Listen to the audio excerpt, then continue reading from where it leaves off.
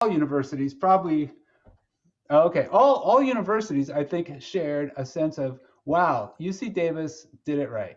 And so congratulations to you and Dr. May, Thank who we're also very proud of because he was a Berkeley grad way back in the day. So, you. but today is it's we're welcoming you to the Center People and Robots Initiative at Citrus, and the four campuses are Davis, Santa Cruz, Merced, and Berkeley, and we're it's a great pleasure to be able to coordinate and collaborate with the other campuses.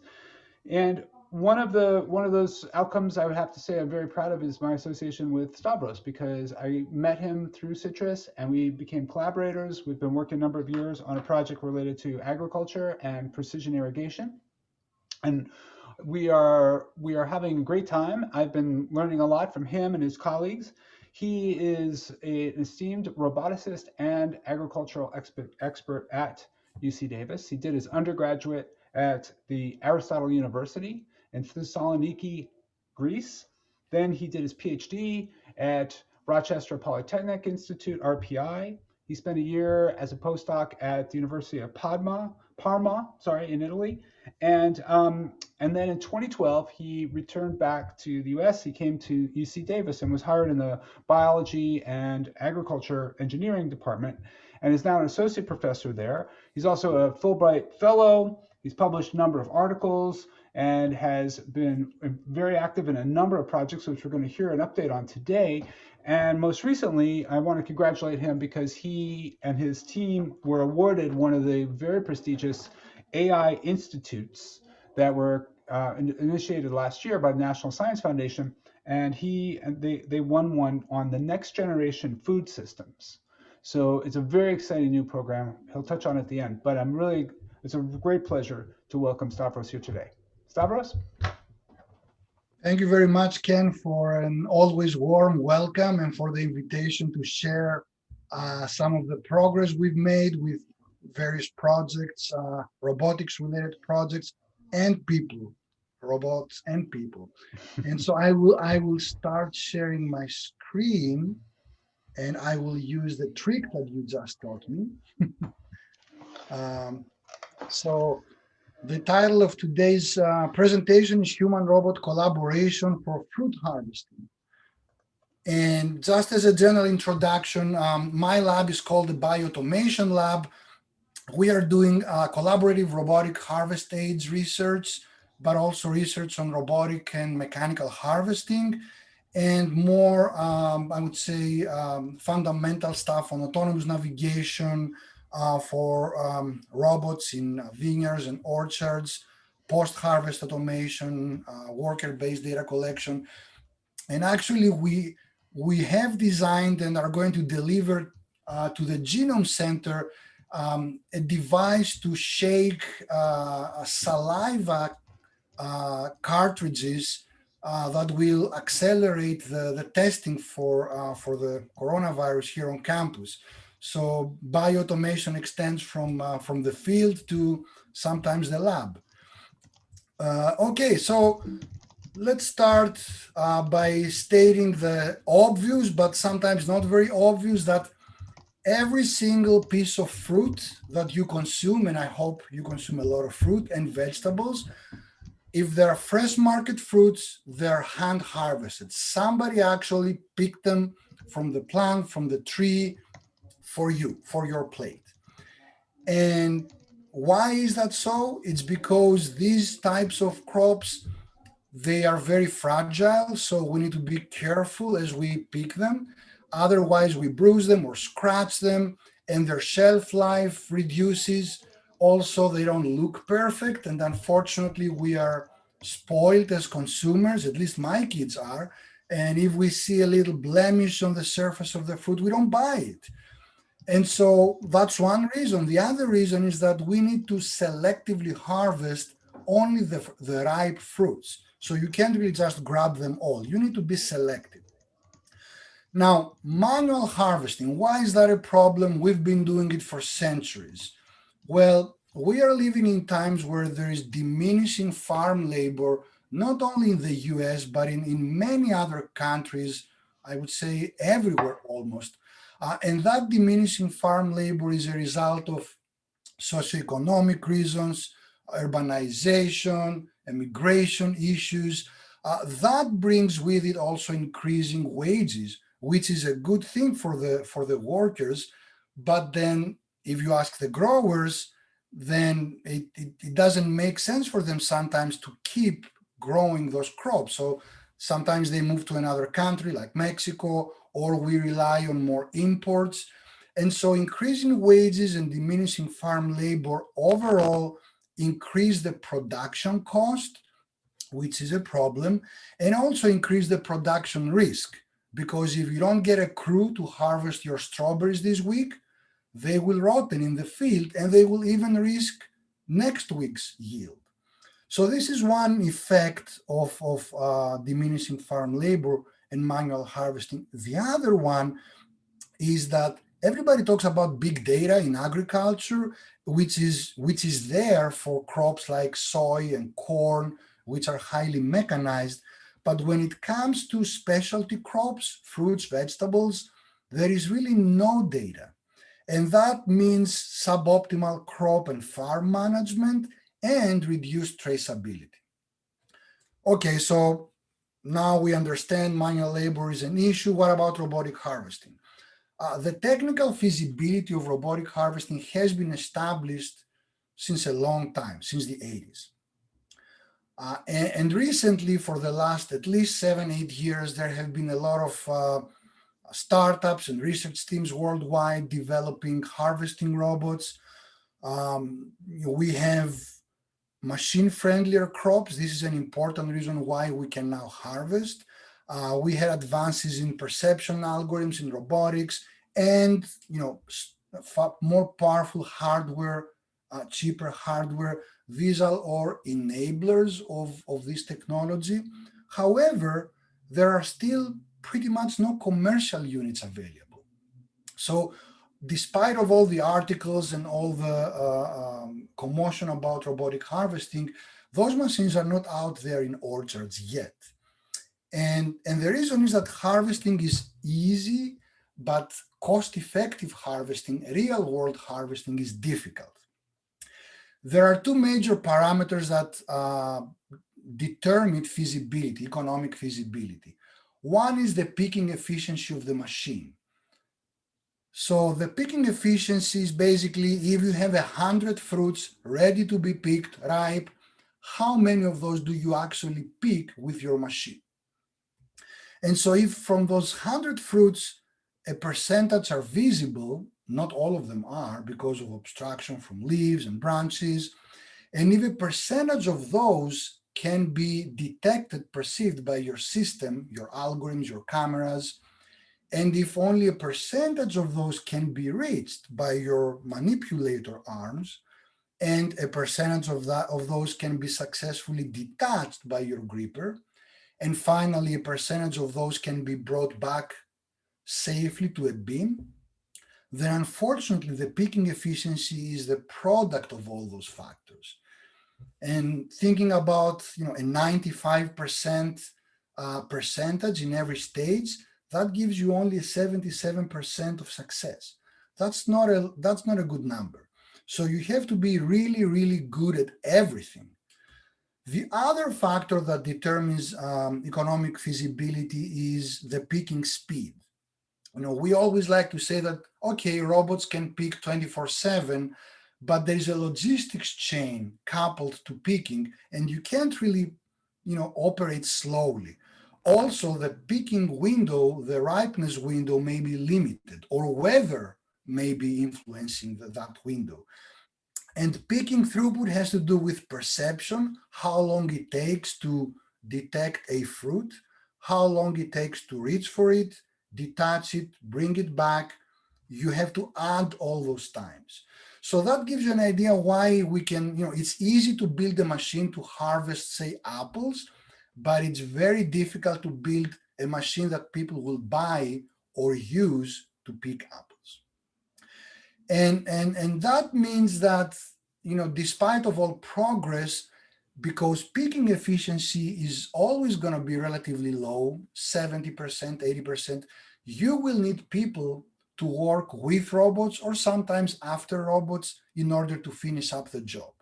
So at UC Davis, my team is working on collaborative robotic harvest aids. The idea is develop technologies that enable pickers to pick faster, more safely, and kind of bridge the gap between total full automation, autonomy, and all manual harvest. So let me show you an example by what I mean harvest aids.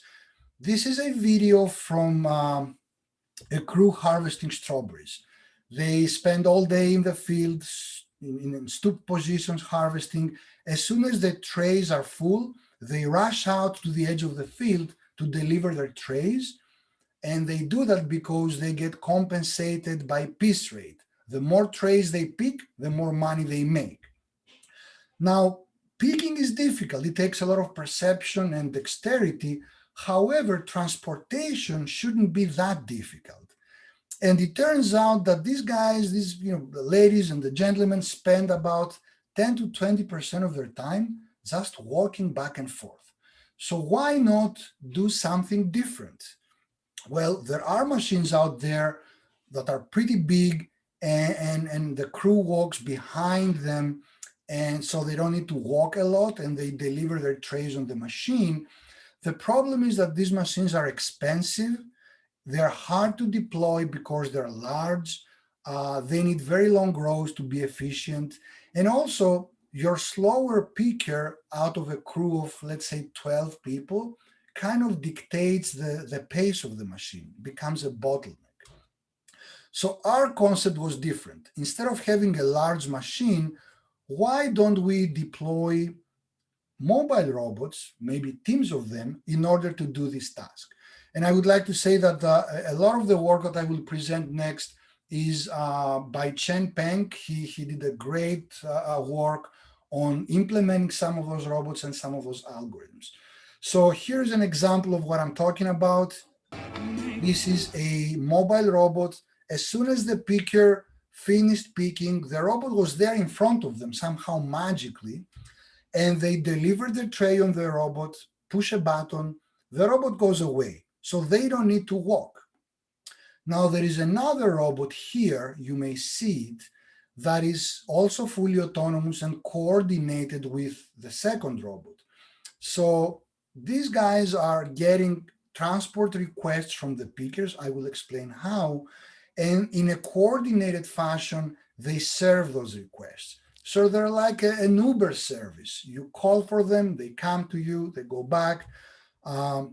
But we all realize that if you have, let's say 2 or 3 robots and 20 pickers, they need to be scheduled very intelligently. This is another video that shows the action of those robots in fast forward. So this is what they do pretty much all day, go back and forth, bringing full trays back and delivering empty trays to the pickers. That's the idea. But the question is now, how do the robots know where to go, where the pickers are now, and where they will be when their trays are full of strawberries and they need service? And how can they coordinate among themselves? So next, I will explain that. The key thing here is that these pickers use a little cart, a wireframe cart that's called the carrito, and it's a $40 piece of equipment where they place their trays, the paper trays on them, and use it as a basis, as a place to hold their trays.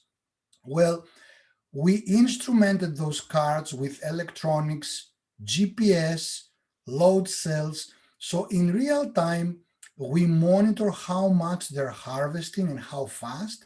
And we also monitor their positions, their speeds, the direction of motion, etc. All of this data gets transmitted wirelessly to the robot fleet. Now imagine a scenario where this person here, this picker, is maybe 70% done with their tray. It's almost full.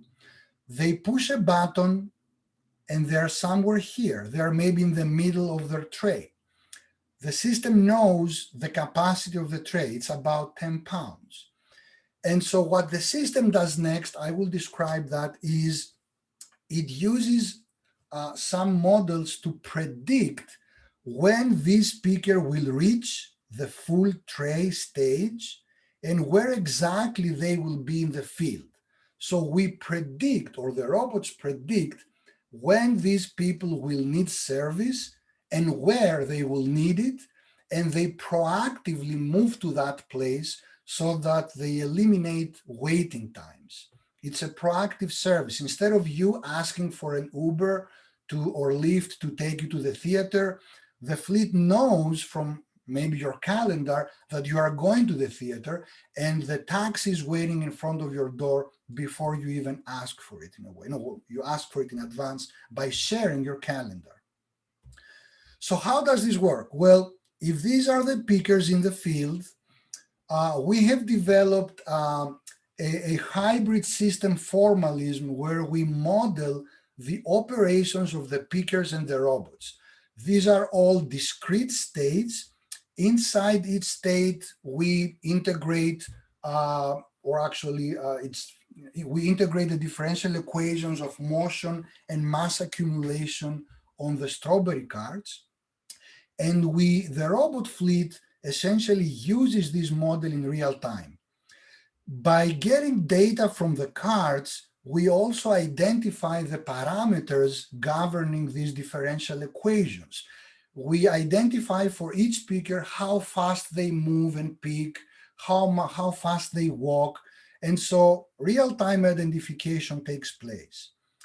Now, as soon as, while this happens, when a request comes from a picker, the picker says, I will be done in 2 minutes, let's say. I'm full done. I'm full during my filling of the tray.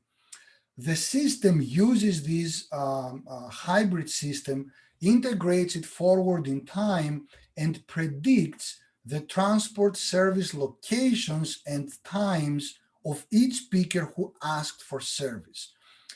So this figure shows the rows, and it shows also the predicted requests with these yellow or orange color rectangles.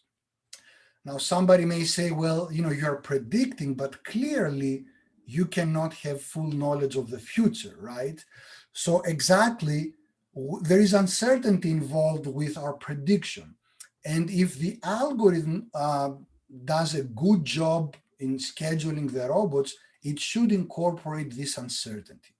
So the way we do that is we used an approach called the multiple scenario approach, or scenario-based planning, that was originally developed for vehicle routing with stochastic customers.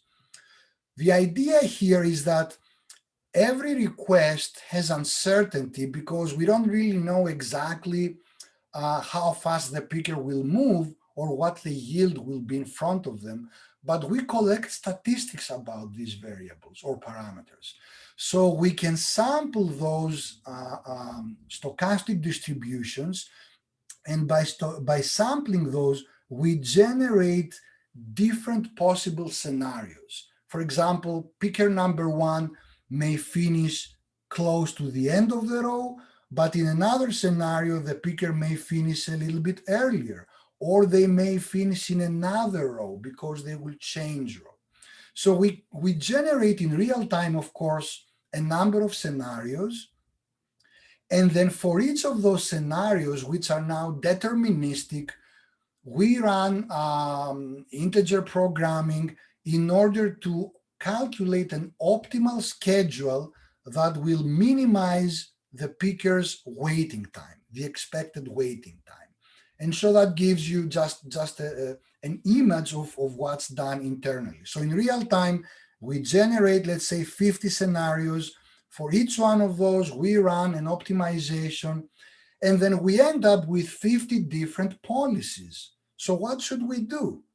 Well, according to this approach, there is a consensus function that takes all of those 50 scenarios, which are all optimal for a different case, and then it fuses them together, it combines them, in order to calculate a schedule that is not optimal, it's near optimal, but it's robust. That means that whichever of those scenarios actually materializes in practice, the cost of getting to those peakers will not be too high. It's going to be pretty decent. So that's the idea behind our online predictive scheduling. Now, this shows you the system architecture. These are the two robots that we developed in-house. And these are the little carts, the carritos that we also developed in-house. And here you see the overall architecture. And so the instrumented carts are here. This is the fleet. And the robots are here. And then there is a field computer that's running the scheduling software and the prediction software. And then we use Wi-Fi in the field for communication between robots and the base station. And we use wireless LoRa technology, which is a long-range, low-power wireless technology to send the data from the carritos, which have very little power, and Arduinos to the main computer. So this is the overall system. And let me share some experimental results. These are from commercial harvesting at Lompoc, California. That's a few hours down from, say, Davis or Berkeley. These experiments were performed this November, actually, in the midst of COVID, carefully, of course. We had 2 robots and 7 workers. And the videos I showed you are from those experiments. And we managed to get an average efficiency of about 12%, an increase in efficiency. So these 2 pie charts show you manual harvesting. 77% of their time was spent picking. 22.7 was spent walking back and forth.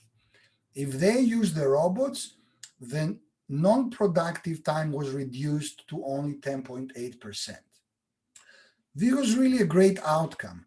And we expect from simulations and data that if we use the robots in May or June, when the yield is higher, then the efficiency gains could be in the order of 20 to 25%. So this is a case study where robotic harvest aids were used to do logistics. The main, if you will, the conceptual challenge here was to develop and adapt online stochastic predictive scheduling for the machines that incorporates the uncertainties of the pickers. Now, some food for thought. As I said, when we optimize each schedule for each scenario, we minimize the expected waiting time, the time that the pickers as a team will wait for the robots to arrive, which makes a lot of sense from an efficiency point of view. However, what about ergonomics? These robots, if you ask for them, they are able to eliminate your walking time if you have enough robots available. That means that you will spend 8 hours picking without any walking, which is actually pretty good for your ergonomics to change posture. So as a worker, you are tempted to use those robots all the time and make more money, but actually that's not good for you because long term your health will be affected. Also, is a criterion like expected waiting time minimization, is it a good criterion? Does it provide service fairness? If you have 20 pickers, do you actually minimize the standard deviation of the waiting time? Or perhaps you can favor some pickers against others? Is that fair? You can program it, you can program to do it or not, but there is an issue here. Also, some pickers may be older or may be slower for some reason. We could support them. We could have them make the same amount of money as the stronger, faster pickers, by favoring them by introducing weighted criteria here or constraints, just like with ergonomics and fairness. So I'm sorry, so these are issues that are very interesting because it shows how you can incorporate ethical fairness issues directly into the optimization of the robot operation. I'm closing here with this case study, and I'm moving on to another case study, which is again robotic harvest aids, but now this is related to fruit harvesting in trees. And this is mainly the work of Zheng Haofei, who was a PhD student in my group, but now is a postdoctoral researcher in my group also. So we're very happy to have him with us. And this was a collaboration with Carnegie Mellon and UC Davis. Carnegie Mellon provided a camera that we'll talk about, and we worked on the platform itself and the algorithms.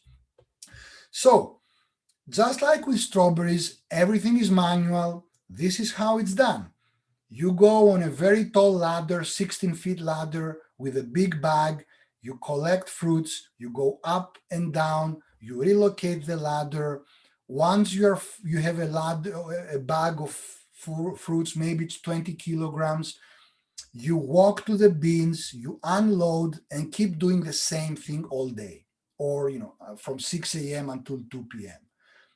This is really labor intensive, inefficient, and risky. It leads to accidents. And fortunately, there are already machines that are called orchard platforms. You see one here, where a crew of 4 to 6 people stand on them and pick fruits. So you don't need to climb on ladders. You don't need to walk. That saves you a lot of time. It's safer. And usually those platforms have multi-level decks, so each picker works at a different height in order to pick fruits from a different zone of the canopy. Well, there are some issues there. When people harvest from different heights, that corresponds to one picker harvesting from one zone of the canopy, another picker harvesting from another zone. The zones may intersect, but the allocations are pretty much fixed. So why is that a problem? Well, guess what? This is a distribution of fruits from an actual apple orchard. This is a heat map, a fruit density per square meter. So as you see the canopy from bottom to top, there is more or less fruit as a function of height.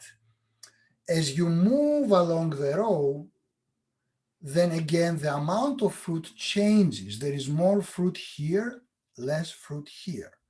So what we see is that the fruit distributions are not uniform.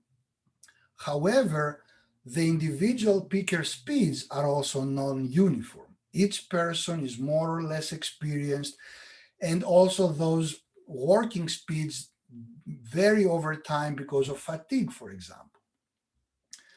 Now, if you think of the platform as moving in the row, you can think of the incoming fruits as your demand for labor. And you can think of the picker speeds, the individual picker speeds, as the supply of labor. And now all of a sudden, we have a problem, a mismatch between labor supply and demand. Maybe there is much more fruit here, but that picker is tired or slow. And there is less fruit here, but the bottom picker, who is very fast, is idle because there is not enough fruit. That results in reduced efficiency.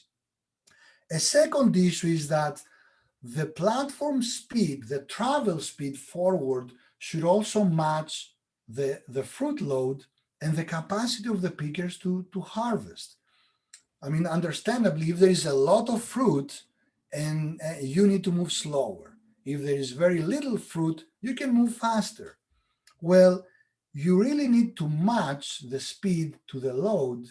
But right now on platforms, Speed control is manual. This is an example of a stick that you push forward to go faster.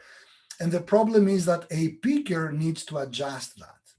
And by doing that, the picker wastes time not picking, and the picker doesn't have a full information about everything, about fruit load, picker speeds. So speed control is imperfect. Again, making this an inefficient system. So our project had the following goal. Let's build a better core robotic harvest aid platform. This is the concept here. This is the platform that we purchased. We took apart everything and installed hydraulic cylinders. These are two cylinders here that can move each picker up and down individually. So these are hydraulic cylinders. They can move the pickers up and down, controlled by the computer. This is a 3D camera that estimates fruits, their locations and their densities, and generates a heat map, a distribution of fruits.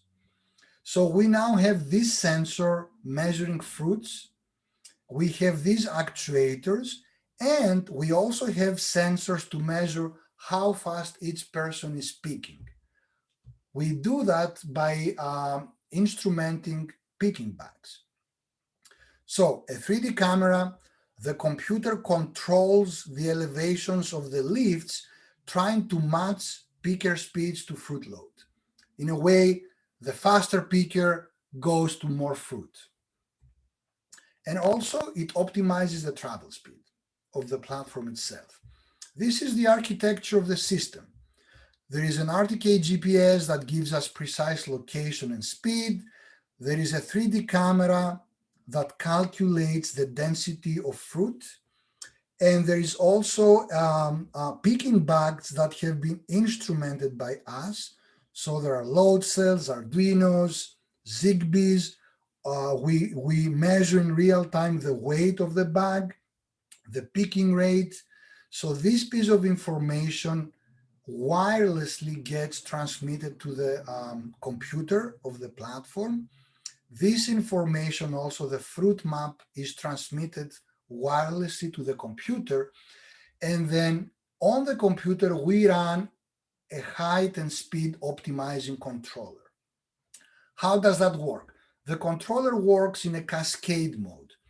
At the bottom layer, there is a Monte Carlo sparse sampling controller that calculates the best policy for the lifts, how to take the lifts up or down, given this information here in front of the platform and the picking speeds. The way we do that is we discretize the action space. So moving the lift up, down, or stay, or keeping it there, these are three different actions. And so the controller opens up this tree, exploring different actions and their outcomes. And so the outcome of this is an optimal policy given the amount of fruit in front of the camera and the amount of fruit right there. Given this policy now, the upper layer is the optimizing speed controller that optimizes the forward speed of the machine. And so it keeps increasing the speed until it reaches a point where it's suboptimal, then it takes it down. So it kind of oscillates, but it's not really an oscillation, it's a convergence to an optimal speed. And again, all of this is running in real time. Everything is using ROS1, C++, and Python nodes, and all of it is integrated. This is a picture of the platform. This is the 3D camera. This is the GPS unit.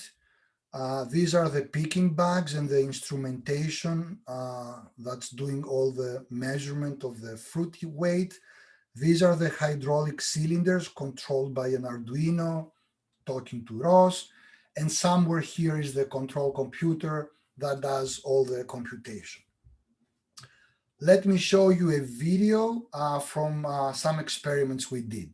So we went to a commercial orchard with V-trellised apple trees in Lodi, California. That was last September, no, 2019 actually. And we had two pickers harvesting from one side of the platform. We harvested in two different modes. One was full co-robotic. So the computer controlled everything, speed and platforms. Conventional mode was the pickers were picking as usual from their fixed heights. One picker was controlling the speed of the machine. This is the amount of fruit we harvested, about 2,000 kilograms and 1,400 kilograms in the two different modes. Overall, 3 tons of apples were harvested during 5 days of experiments. Let me tell you the truth, we spent a lot of time debugging and figuring out why things didn't work. So, in 5 days, one could have harvested lots and lots of tons. We only managed to harvest 3,000 kilograms, but that was good enough to get some decent results.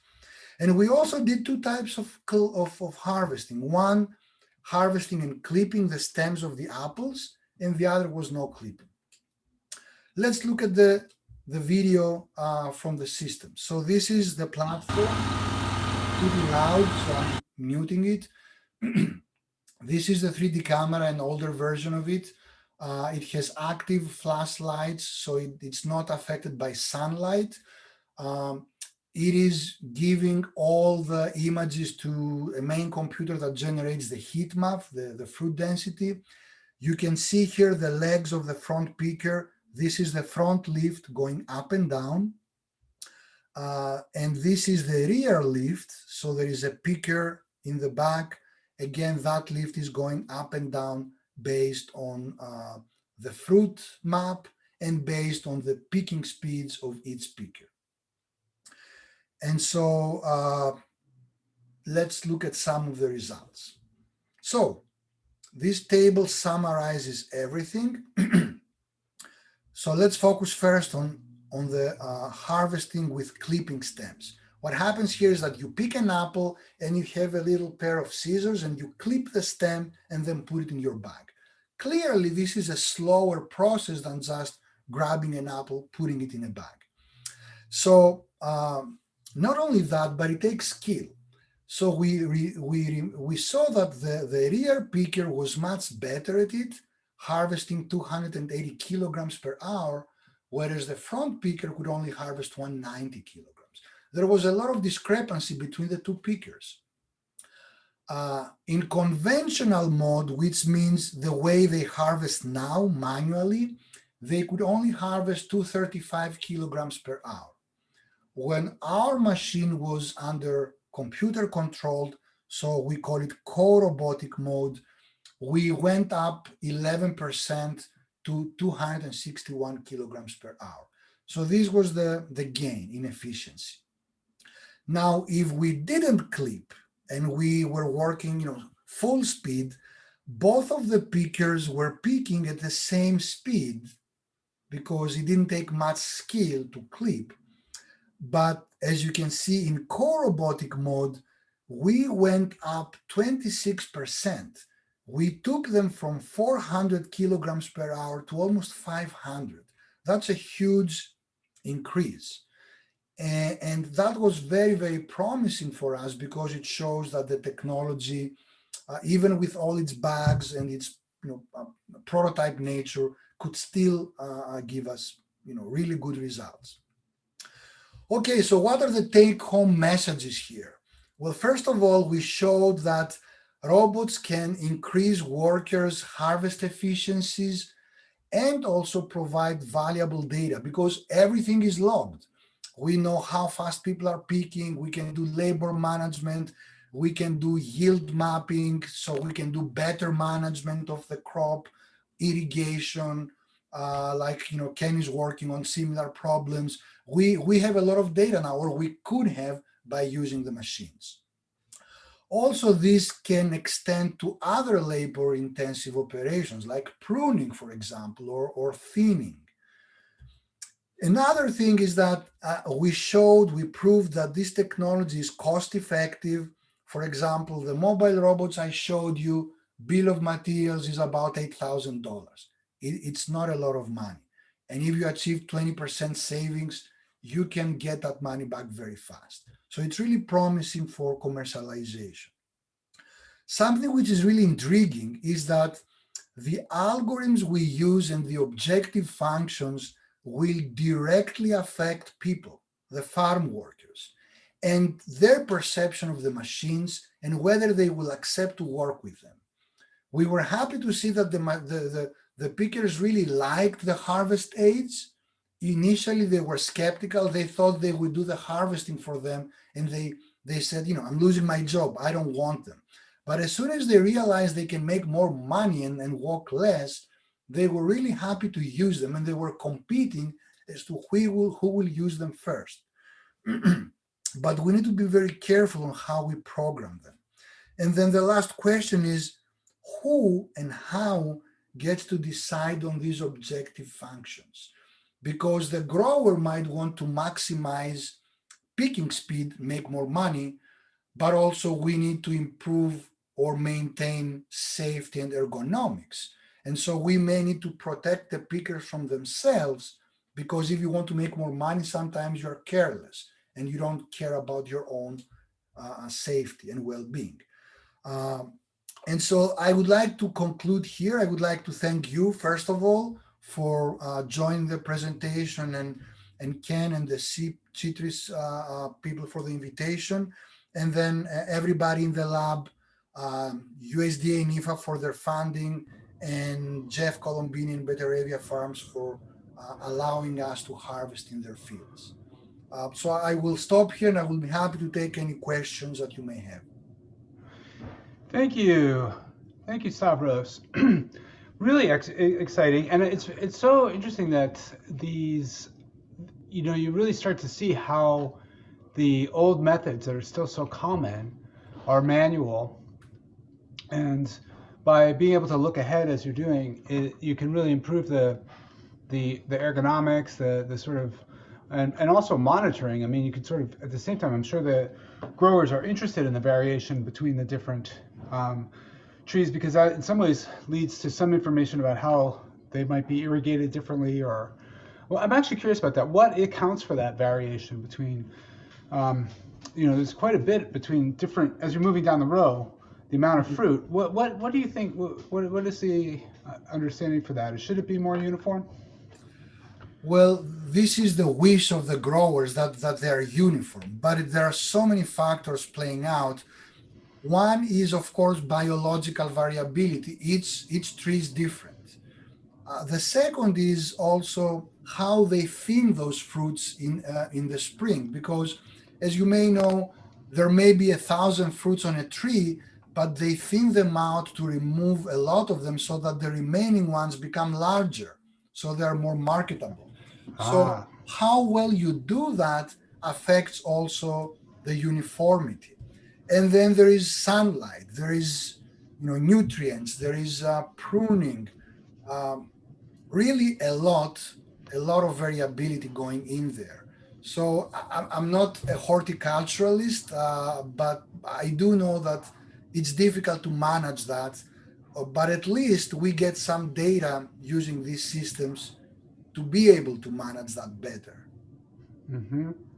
And also in the workers have a big incentive, right? They get paid by the piece, correct? Correct. Yes. And and so being able to sort of help them understand how to optimize their own performance is also probably welcome. Can you say a little more about, I mean, to what degree do the workers appreciate this as something that they could actually end up making them more efficient or more productive or safer?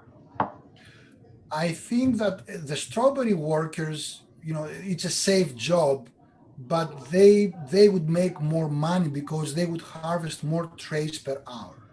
This is their main incentive.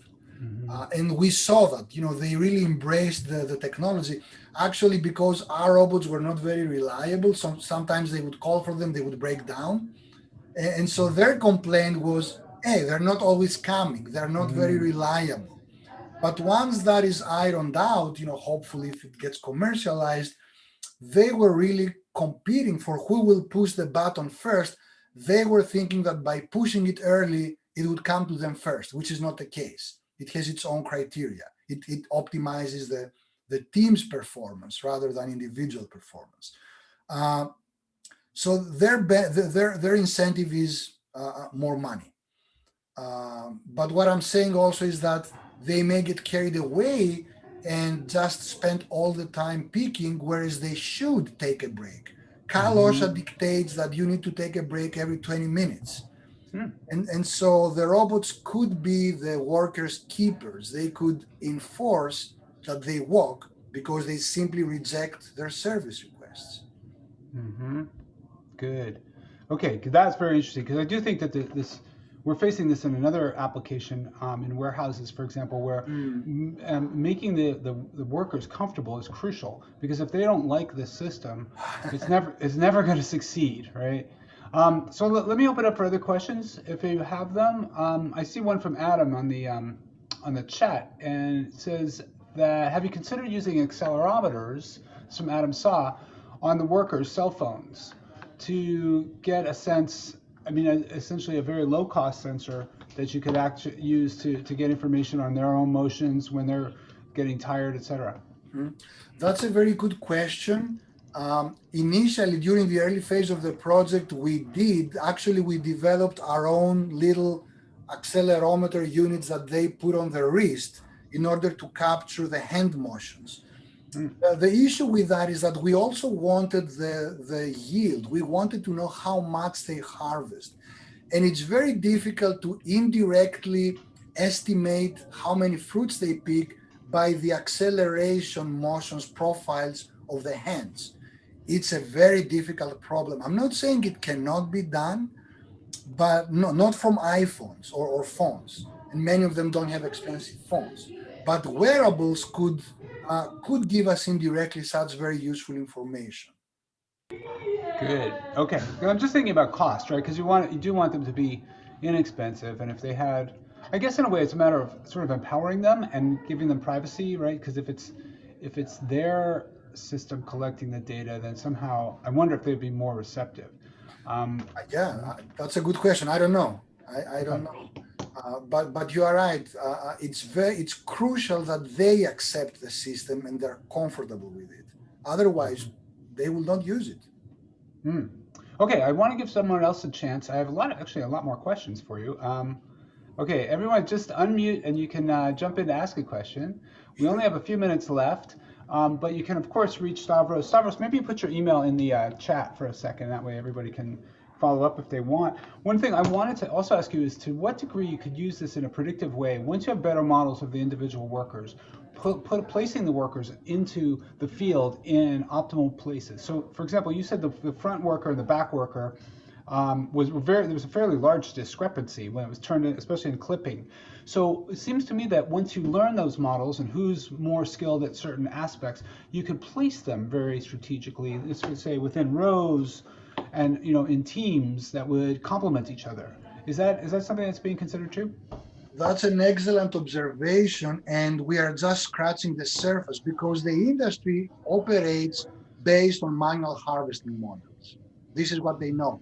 If you had robots doing logistics, carrying stuff around or helping, you could totally change your production system.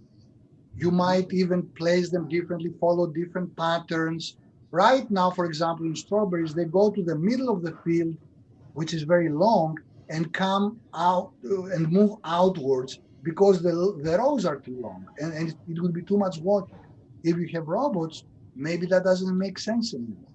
So my answer is robots give us the possibility to totally reconsider the production, but it's very early to do so, and the industry is very hesitant. They first need to see the machines and then see how the machines can be used to change those practices. But that's absolutely right. Mm-hmm. Well, it's fascinating, and it's also really important that that we acknowledge Davis as being this incredible powerhouse in terms of agriculture and veterinary school. It's the top in the world. I mean, it's a fantastic place, and in so many other areas of research and scholarship and engineering.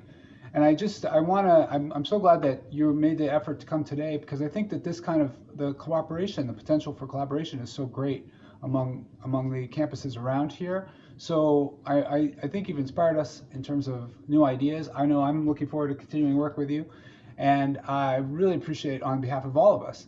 So thank you, Stavros. Keep up the great work. Please keep us posted on updates, and congratulations on your new center.